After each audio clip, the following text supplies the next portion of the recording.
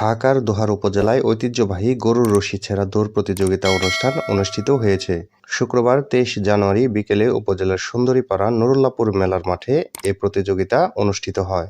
সুন্দরীপাড়া রূপালী যুব সংঘের আয়োজনে এই গরুর রশি ছেঁড়া দৌড় প্রতিযোগিতায় বিভিন্ন এলাকা থেকে বিভিন্ন বর্ণের লাল, সাদা ও কালো রঙের বাহারি সব গরু নিয়ে প্রতিযোগীরা গরুর রশি ছেঁড়া দৌড় প্রতিযোগিতায় অংশগ্রহণ করেন। এ সময় গরুর রশি ছেঁড়া দৌড় প্রতিযোগিতা দেখতে উৎসুক জনতা দোহার নবাবগঞ্জ ও কেরানীগঞ্জ সহ ফরিদপুরের বিভিন্ন এলাকার দূর দূরান্ত থেকে এসে মাঠের কানায় কানায় ভরে মেতে ওঠেন আনন্দ উল্লাসে।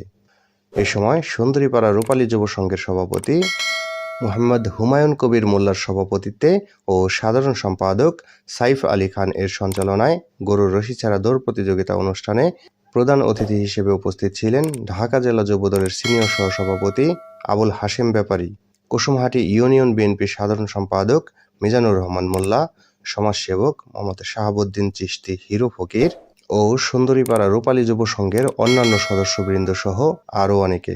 পরে প্রতিযোগিতায় বিজয়ীদের মাঝে পুরস্কার তুলে দেন আমন্ত্রিত অতিথিরা।